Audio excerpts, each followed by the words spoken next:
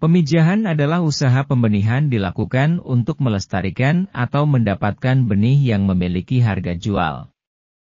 Pembenih pemula orientasinya memperbanyak varietas yang dimiliki, kemudian dijual jika sudah berlebih. Pembenih profesional tahapannya lebih tinggi. Kelompok ini mencari varietas dengan warna yang menarik, untuk mendapatkan harga yang lebih tinggi.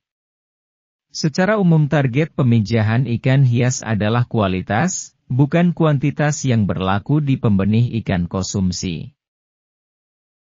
Diperlukan pengetahuan dan pengalaman kuat untuk mendapat warna dan motif target.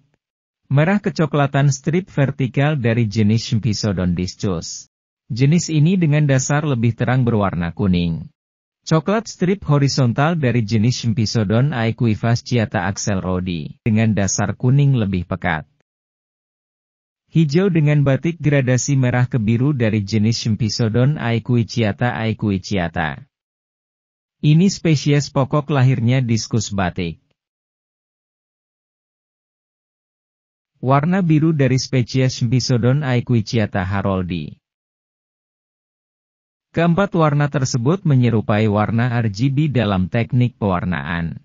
Pewarnaan mayor akan melahirkan warna black solid, sedang pewarnaan minor akan melahirkan super white. Di antara warna mayor minor ada jutaan warna yang kemudian oleh penangkar diberi aneka nama dagang. Cross silang Symphysodon discus dan Symphysodon aequiciata axelrodi akan muncul warna merah cerah atau coklat cerah dengan strip variasi.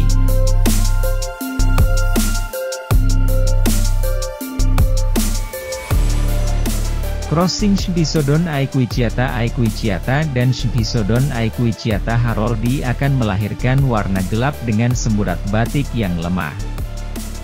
Sedang crossing Symphysodon discus dan Symphysodon aequifasciata axelrodi dan Symphysodon aequiciata akan melahirkan warna sedikit gelap dengan batik yang menonjol. Terdapat 99 variabel pemijahan silang dari induk alam. Variabel itu makin banyak jika hasil kawin silang disilangkan kembali. Diskus sebenarnya sulit pemijahan crossing, namun dengan perlakuan dan penyuntikan hormon tertentu, akan terjadi matang gonad bersamaan. Biasanya perekayasa menempatkan 2 induk jantan dan 2 induk betina, dengan spesies berbeda dalam satu wadah pemijahan. Untuk ini diperlukan rekayasa dengan penyuntikan hormon. Tidak diketahui gen yang dominan. Namun warna spesifik yang dicari, selanjutnya diberi nama dagang. Warna spesifik juga bisa dicipta teknologi hibrid baik fase pemijahan, larva, hingga fase dewasa melalui pakan. Biasanya teknologi hibrid melahirkan warna stabilo, atau glowing dan sangat beda dengan warna alam. Video berikut adalah pemijahan diskus secara alami, tanpa hormon tambahan dan teknologi hibrid. Keuntungan teknis ini adalah murah, gen diskus yang bandel. Kekurangannya warna yang tidak terlalu kemilau. Teknologi pemijahan alami diskus ini disarikan dari Juknis Budidaya Ikan Hias dari Kementerian Kelautan dan Perikanan Republik Indonesia. Dapatkan rangkumannya e-brosur gratis melalui WA. Selengkapnya lihat deskripsi.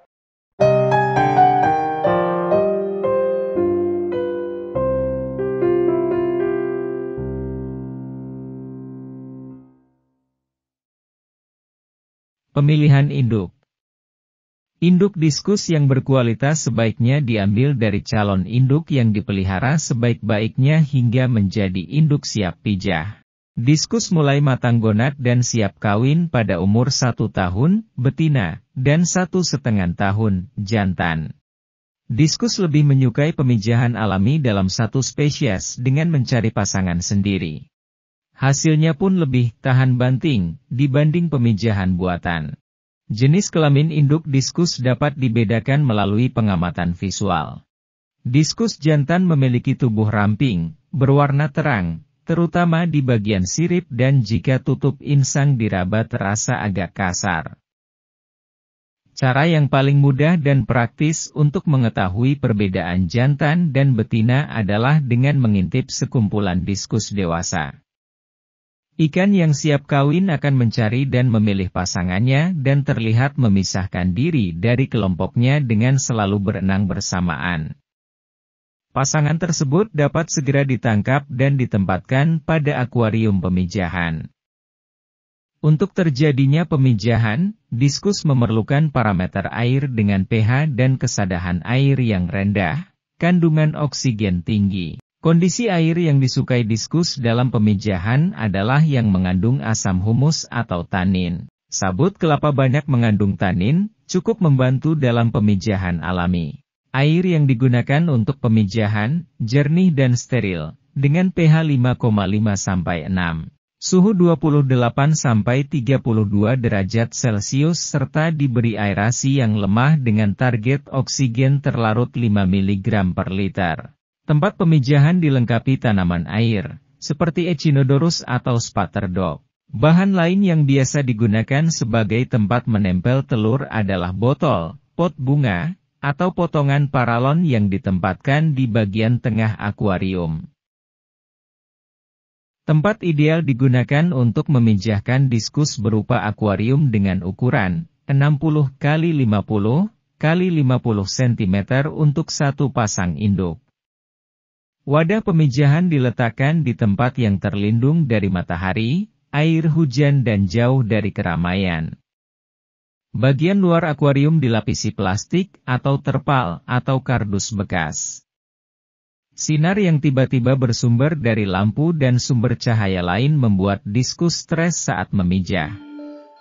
Biasanya induk jantan akan segera aktif berenang mencari dan membersihkan sarang yang akan difungsikan sebagai tempat menempel telur.